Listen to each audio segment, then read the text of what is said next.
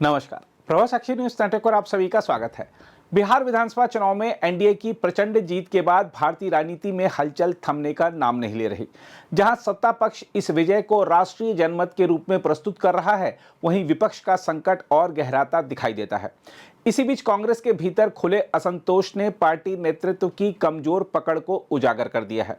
बिहार में चुनावी नतीजों के बाद कांग्रेस नेता अखिलेश प्रसाद सिंह ने जहां हार पर गहरी निराशा जताई, वहीं वरिष्ठ नेता राशिद अल्वी ने खुलकर केंद्रीय नेतृत्व पर निशाना साधते हुए कहा है कि बिहार में कांग्रेस का प्रदर्शन बीजेपी की मेहनत के सामने कहीं नहीं था।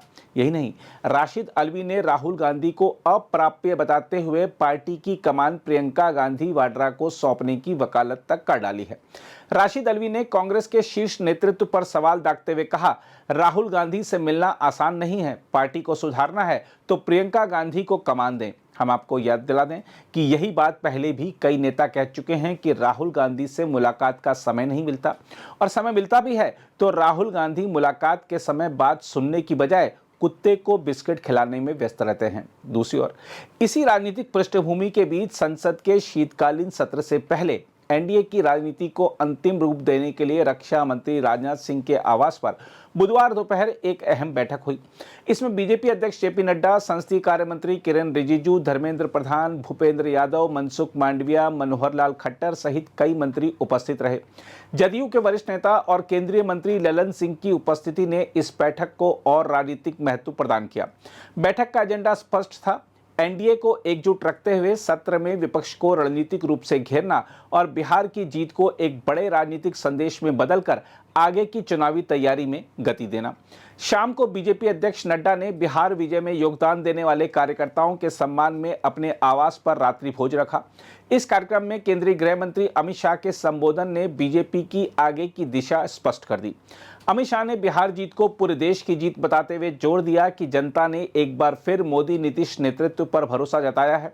उन्होंने कार्यकर्ताओं से साफ कहा, हमें रुकना नहीं है, बंगाल और तमिलनाडु की तैयारी शुरू कर दीजिए। यह बयान साफ संकेत देता है कि बीजेपी आने वाले चुनाव को 2029 की राह में महत्वपूर्ण पड़ाव मान रही है।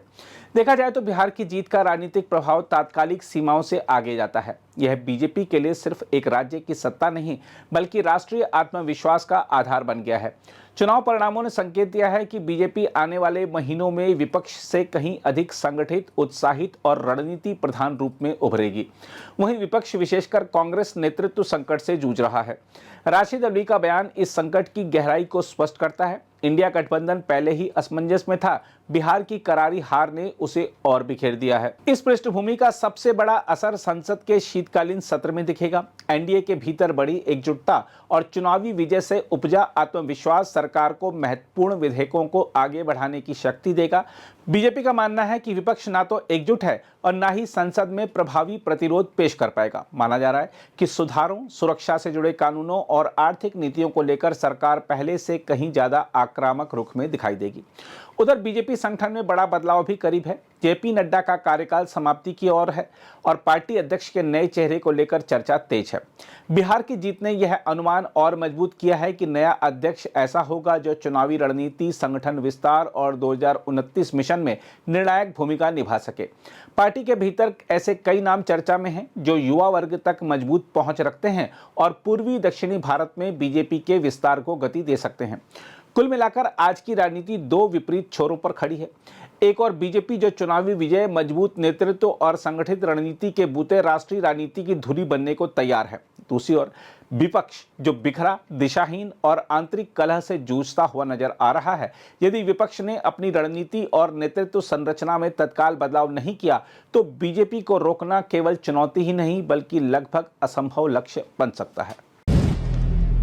अगर आप भी लेना चाहते हैं देश दुनिया की तमाम जानकारी तो आज ही सब्सक्राइब करें हमारे चैनल को। साथ ही नीचे दिए बेल आइकन को जरूर दबाएं ताकि हर अपडेट आप तक पहुंच सके।